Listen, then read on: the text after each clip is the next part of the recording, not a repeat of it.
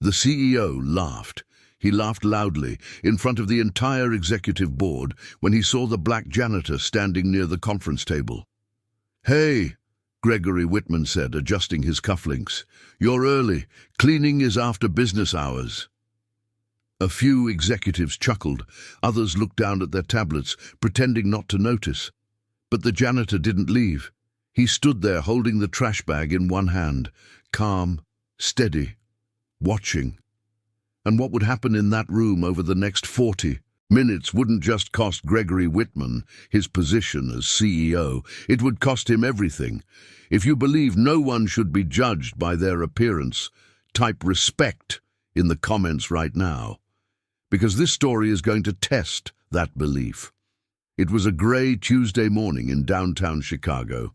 On the 28th floor of Westbridge Technologies, one of the fastest-growing tech firms in the Midwest, the quarterly executive strategy meeting was underway. Polished oak conference table, floor to ceiling, windows overlooking the city, 6 board members, 2 legal advisors, CFO, COO, head of investor relations, and at the head of the table, Gregory Whitman, 48. White, Ivy League educated, third-generation corporate executive, a man who believed leadership meant dominance. He thrived on control, and that morning he was irritated. 18%, Gregory said, tossing a printed report onto the table. 18% of this company was acquired anonymously in the last 3 weeks. The CFO cleared his throat. Through 3 separate private equity shells, completely legal, extremely strategic. Gregory leaned back in his chair. "I don't like ghosts," he said. "If someone wants to play investor games, they can do it to my face." And that's when the side door opened. A cleaning cart rolled in. The man pushing it wore a simple navy uniform, black gloves, a company patch stitched near the collar. His name tag read, Daniel Carter. He moved quietly toward the corner trash bins. Gregory stopped mid-sentence. "Are you serious?" he said. "We're in the middle of something." Daniel looked up. "I was told this room needed to be cleared before 10, sir." His voice was calm, measured, not submissive. Gregory smirked. "Fine, make it quick. We're discussing decisions worth more than your yearly salary." Soft laughter. Daniel nodded once and began replacing the trash liner. Slow, precise, listening. Gregory continued pacing at the front of the room. "This anonymous investor thinks he can shake my company, but let me make one thing clear, this company is still mine." Daniel tied the trash bag and spoke without looking up. "Interesting perspective." Silence. Gregory turned. "Excuse me?" Daniel met his eyes. "Nothing, sir." One of the directors muttered under his breath. "That's bold." Gregory walked toward him, stopped inches away. "You're here to clean, not to comment on corporate strategy. Understand?" Daniel held his gaze. "Understood." Gregory smiled, the kind of smile that comes from believing you are untouchable. "Good. Because uniforms don't hide reality." Daniel paused, then replied softly, "Sometimes, sir, they do." Gregory laughed again. "And if you think you already know where this is going, stay with me." Because Gregory Whitman had no idea that the man he was humiliating had spent the entire previous night finalizing the purchase of an additional 33% of Westbridge Technologies. By the end of that morning, Gregory wouldn't even control his own office keycard. But before we get there, you need to understand who Daniel Carter really was. Daniel Carter wasn't born wealthy. He grew up on the south side of Chicago. His mother was a public school teacher. His father drove city buses for 23 years. Daniel learned early that silence could be power. Observation was strategy. While other kids competed for attention, Daniel studied systems. He earned a full scholarship to Northwestern.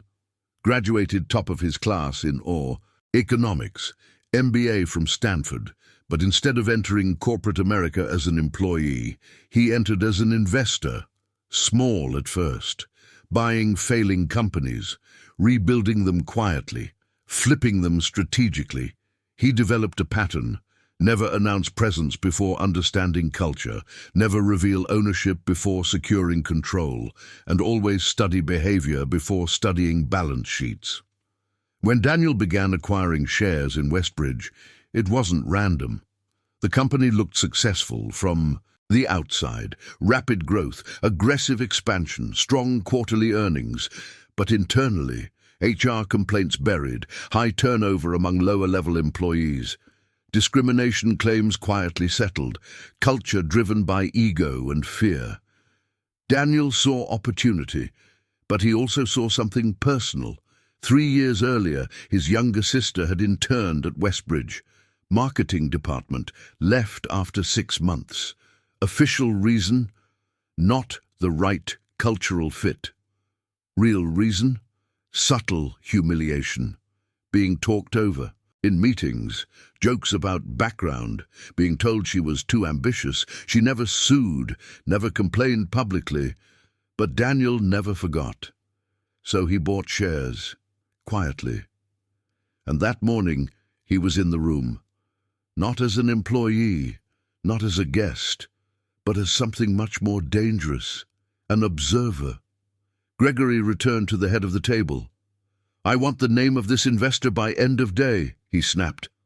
"Nobody buys into my company without my approval." Daniel finished sealing the trash bag, walked toward the exit, then stopped. "Mr. Whitman," Gregory exhaled sharply. "What now?" Daniel turned fully toward the room. "Do you believe that the people who clean the floor can't understand what happens at the table?"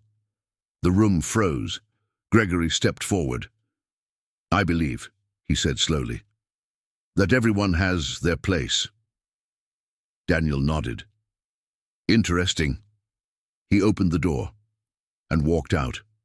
But in less than 20 minutes, that same door would open again. And when it did, Gregory Whitman would learn exactly what place he truly held. If you want to see how fast power can change hands, stay until the end. Because what happens next isn't just a corporate takeover. It's a lesson. And not everyone in that room is going to walk out with a job. Daniel closed the door behind him. Inside the conference room, Gregory let out a sharp breath through his nose. "Unbelievable," he muttered. "Facilities needs to screen their hires better." A few weak chuckles followed, but the energy in the room had shifted, subtly, uncomfortably. The COO leaned forward. "Greg, maybe we should refocus. The investor situation—" "I am focused," Gregory snapped, "and I don't appreciate interruptions from anyone." He straightened his tie and turned back to the screen. "Now, as I was saying, whoever this investor is, they clearly think they can influence direction. But without board control, they're irrelevant." The CFO hesitated. "Technically, if they cross 30% ownership, they can call for an emergency vote." Gregory stopped mid-step. "They won't." A pause. Then a knock. 3 firm taps on the glass conference door. Every head turned. The door opened slowly, and Daniel Carter walked back in. But he wasn't pushing a cleaning cart anymore. He was wearing a charcoal grey tailored suit, perfectly fitted, polished shoes, no gloves, no uniform, just quiet authority. Behind him walked 2 individuals the board recognized immediately: Margaret Lawson, senior legal counsel for Westbridge, and Thomas Reed, chairman of the board. Gregory blinked. "What is this?" Daniel walked calmly to the center of the room. No rush, no hesitation. Margaret closed the door behind them. Thomas remained near it. Daniel placed a leather folder on the table, looked directly at Gregory. "My name is Daniel Carter," he said evenly, "and as of 8:42 this morning, I am the majority shareholder of Westbridge Technologies." Silence. Absolute silence. Gregory stared. then laughed, a short, disbelieving laugh. "That's funny." No one else laughed. Margaret cleared her throat. "It's verified, Greg." Gregory's eyes snapped toward her. "What?" Thomas stepped forward. "Daniel Carter, through Carter Equity Holdings and its subsidiaries, now controls 51% of outstanding shares." The words hung in the air, heavy, final. If you were in that room, what would you be thinking right now? Drop a comment. Plot twist, if you saw that coming. Because Gregory didn't. He took a step backward. "That's not possible." Daniel slid the folder across the table. SEC filings were processed at market open. All acquisitions are legal, fully funded, cleared by regulatory review. Gregory looked around the room, searching for someone to deny it. No one did. You're the investor." "Yes." "And you came in here dressed as a janitor?" Daniel finished calmly. "Yes." Gregory's face flushed red. "This is a stunt." "No," Daniel replied. "It's due diligence." Thomas pulled out a chair and sat down. "As majority shareholder, Mr. Carter has the right to call for immediate executive review." Gregory's voice rose. "You can't just walk in and—" "I can," Daniel said, his tone never rising. "And I did." The room felt smaller now. The executives who had laughed earlier were very quiet. One of the board members avoided eye contact entirely. Daniel clasped his hands behind his back. "I believe in observing company culture before restructuring leadership." Gregory swallowed. "This is about money." "No," Daniel said. "It's about leadership." A beat. "Specifically yours." Gregory straightened defensively. "My leadership built this company." Daniel nodded once. "And under your leadership, HR complaints have doubled in 2 years." Gregory's jaw tightened. "That's internal," Daniel continued. "Turnover among entry-level employees is 37% above industry average." That's scaling pressure. 3 discrimination claims settled quietly last year. Gregory's breathing grew heavier. "You're digging through minor issues." Daniel stepped closer to the table. "Minor issues reveal major character." The room was silent enough to hear someone's pen drop. Gregory forced a smirk. "So what? You think you're going to fire me?" Daniel met his eyes. "I think the board is going to vote." And that's when Gregory finally understood. This wasn't a stunt. This wasn't symbolic. This was structural. Power had already shifted. The only thing left was the formal acknowledgement. Thomas looked around the room. "As chairman, I'm obligated to initiate a vote regarding executive confidence." Gregory's voice cracked slightly. "You're serious?" Margaret folded her hands. "The bylaws require it once majority control changes." Daniel didn't sit. He didn't need to. He was already in control. "If you think Gregory deserves what's coming, type accountability in the comments, because what happens next will decide who truly runs this company." Thomas spoke clearly. "All in favor of initiating immediate review of CEO Gregory Whitman?" One hand raised, then another, slowly, reluctantly, but undeniably. Even the CFO. Gregory turned toward him. "After everything?" The CFO avoided his gaze. "This isn't personal." Daniel spoke softly. "Leadership always feels personal when it ends." Gregory's voice dropped. "What do you want?" Daniel finally took a seat, across from him. "I want the culture corrected." "You could have requested a meeting." "I did," Daniel replied. "You laughed." Gregory looked like someone who had just discovered gravity works both ways. "I didn't know who you were." Daniel leaned forward slightly. "And that was the problem." A long silence. Then Thomas cleared his throat again. "Gregory Whitman, effective immediately. You are suspended pending full executive review." The words struck harder than any insult. Gregory looked around one last time, at faces he once controlled, now distant, unreachable. "You're making a mistake," Daniel answered without emotion. "No, I'm correcting one." Gregory grabbed his tablet, his folder, his dignity, what little remained, and walked toward the door. But just before exiting, he turned back. "You think this makes you better?" Daniel held his gaze. "No." A pause. "It makes the company better." Gregory left. The door closed. And just like that, the man who believed everyone had their place had lost his. But this isn't over. Because removing a CEO is one thing, rebuilding a culture, that's war. And Daniel Carter didn't buy Westbridge just to make a statement. He bought it to transform it. The real test begins now. If you want to see how Daniel restructures the company and what secret from Gregory's past is about to surface, stay with me. Because in the next block, the truth about Daniel's sister will change everything, and Gregory Whitman isn't done fighting. Not even close. By noon, the building felt different. Not chaotic. Not loud, but tense. News travels fast inside corporations. Faster than email. Faster than policy updates. Faster than official announcements.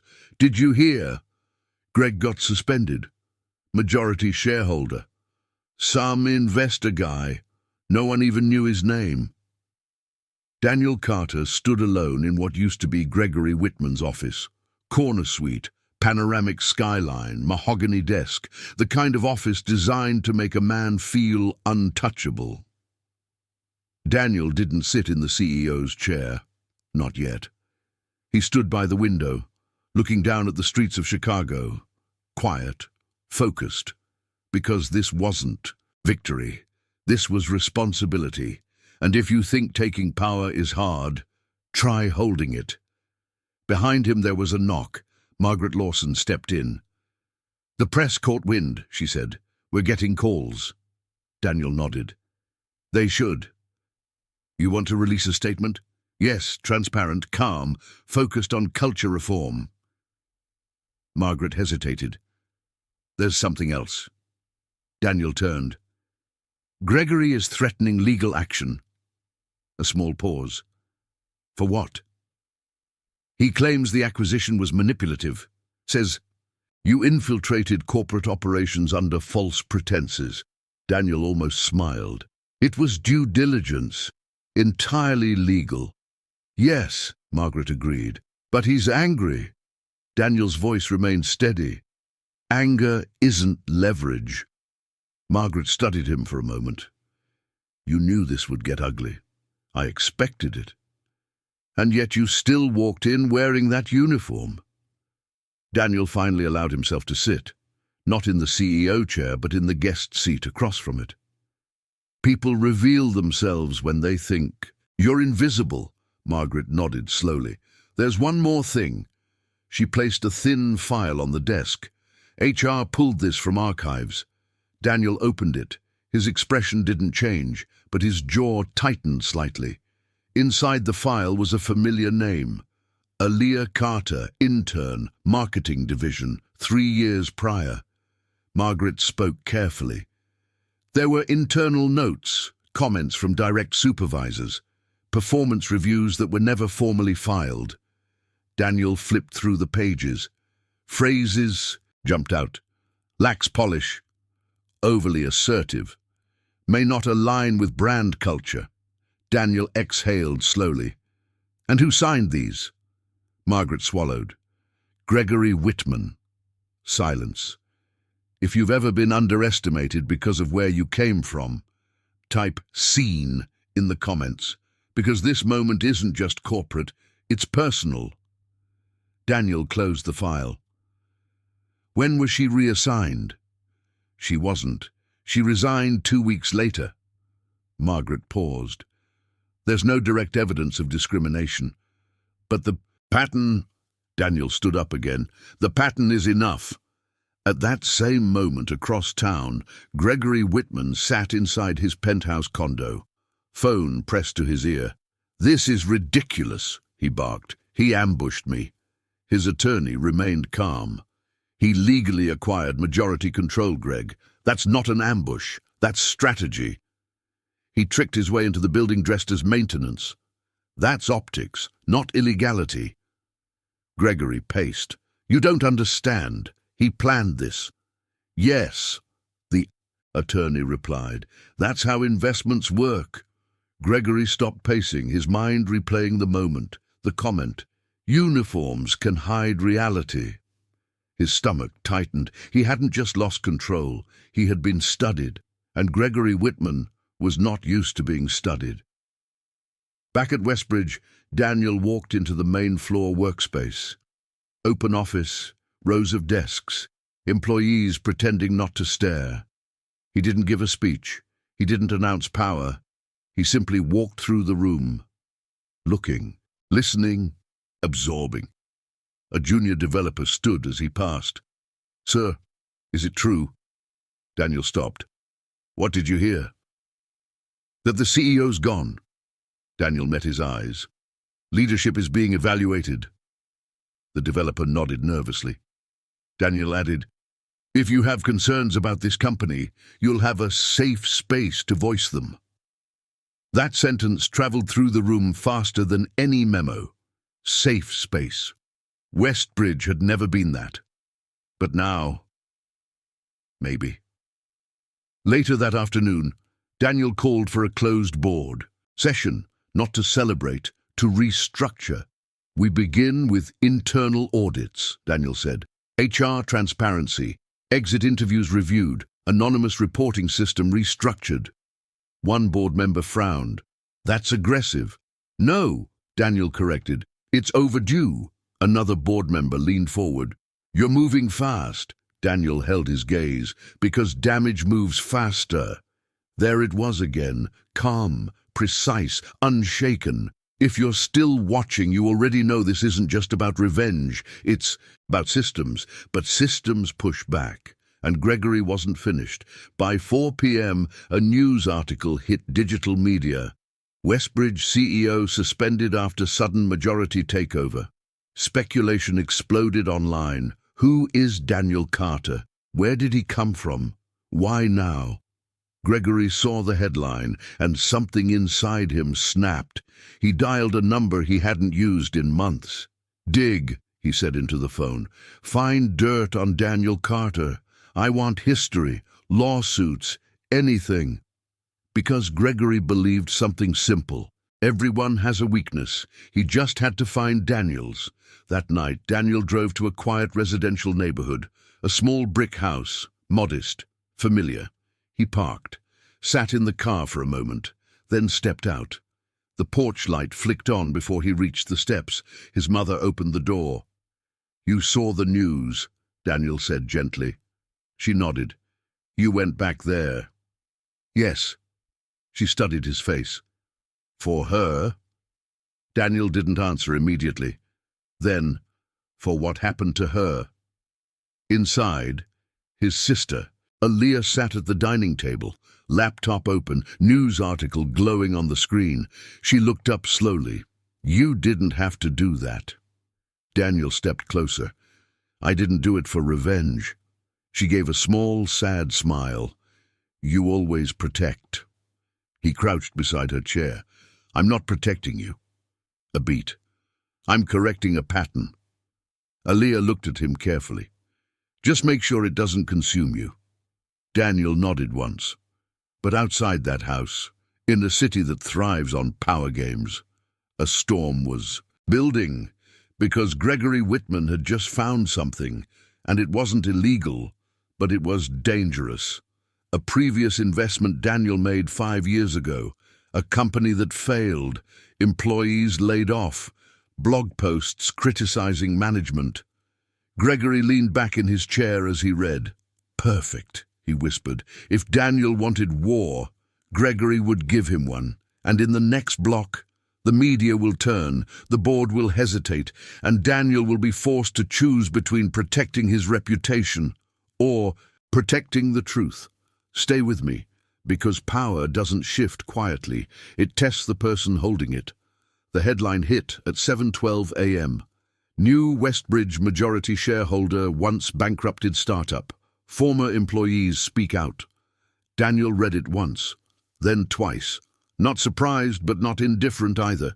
If you think power changes quietly, think again.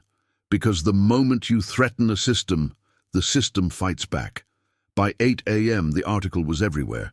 Business blogs, LinkedIn threads, financial, Twitter, cable news tickers. The narrative was clear. Daniel Carter, the so-called culture reformer, had once led an investment in a logistics tech startup that collapsed 5 years earlier. 32 employees laid off.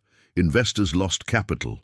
A former employee quoted anonymously, "He talks about ethics now, but he cut us without warning." The timing was surgical. Daniel knew immediately who was behind it. Gregory. Inside Westbridge, the mood shifted again. Whispers returned. Not about Gregory this time, about Daniel. "Did you see the article? Was he reckless? Is this revenge?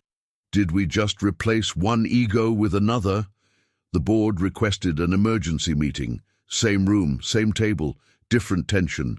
Daniel walked in wearing a navy suit. No performance, no theatrics, just presence. Thomas Reed, the chairman, spoke first. "You want to explain this?" Daniel placed his phone face down on the table. "Yes." A board member leaned forward. "Is it true?" "Yes." No hesitation. The room reacted to that. Honesty is powerful, but it's also risky. Daniel continued. 5 years ago, Carter Equity invested in a logistics startup called MoveChain. It was already failing when we entered. We tried restructuring. It didn't work. The company closed. "How many layoffs?" another member asked. 32. "And you signed off on it?" "Yes." Silence. Then, "So how are you different from Gregory?" There it was, the real question. If you've ever made a decision that hurt people, but was necessary, you understand this moment. Daniel didn't defend himself emotionally. He explained. "The difference is transparency," he said calmly. "When MoveChain collapsed, I met every employee face to face. I provided extended severance beyond contract terms. I funded job placement services personally." Margaret added, "There were no discrimination claims, no HR suppression, no misconduct." Daniel nodded. "Failure is not the same as exploitation." The board absorbed that, but damage spreads faster than truth. By noon, Westbridge stock dipped 3%. Commentators speculated, is this takeover about ego? Is Carter using moral branding to mask ambition? Gregory watched the stock ticker from his condo. Smiling, he dialed another call. It's working. But he underestimated something. Daniel didn't hide from conflict. He confronted it publicly. At 2 p.m., Daniel posted a video statement. Simple background, no corporate logo, no legal script, just him. "My name is Daniel Carter. I recently became majority shareholder of Westbridge Technologies.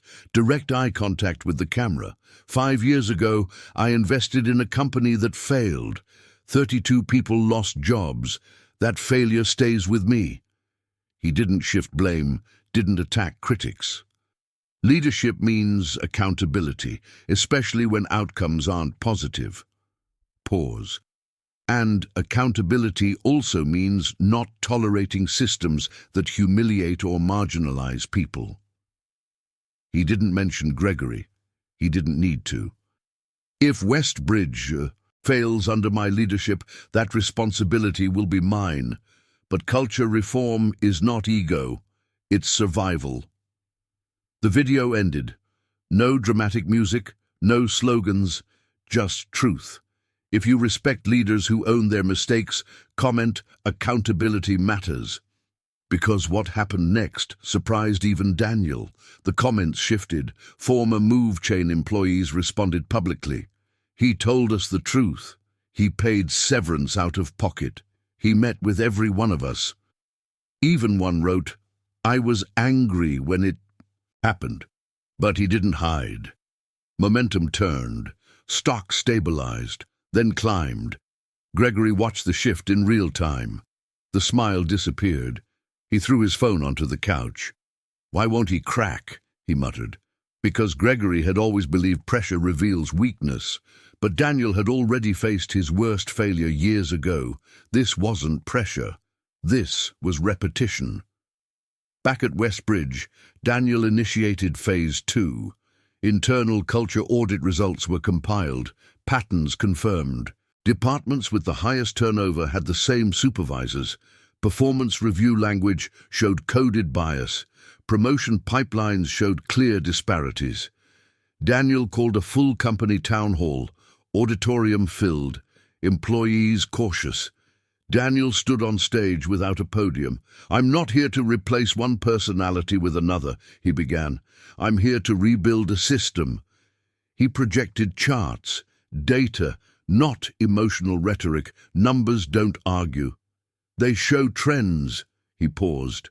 And trends reflect leadership. An employee stood up from the back. "What guarantees do we have that this won't just be PR?" Daniel answered immediately. "None." Murmurs. Then he continued. "You don't trust speeches. You trust policy. So policy changes start tomorrow."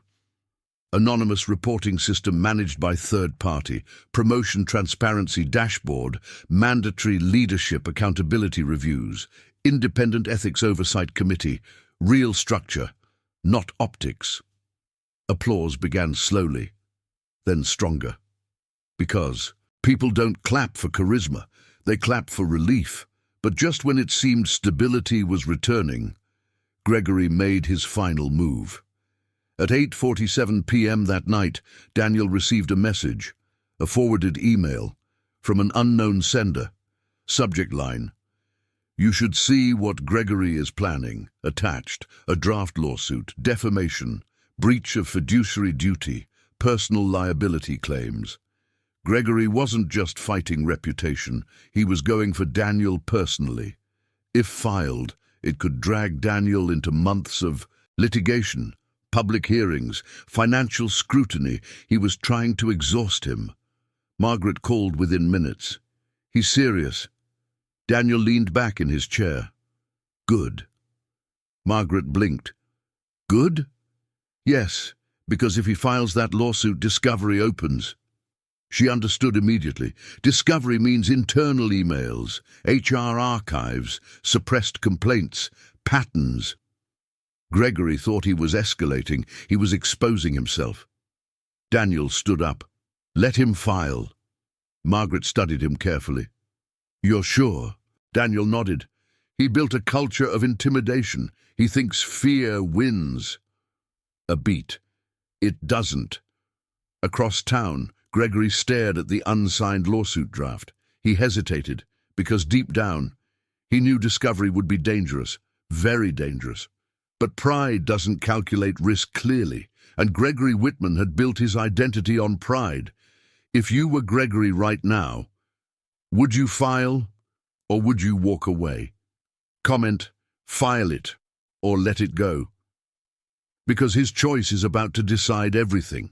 And in the final block, the lawsuit will be filed, secrets will surface, and the true reason Daniel walked into that room as a janitor will be revealed in full.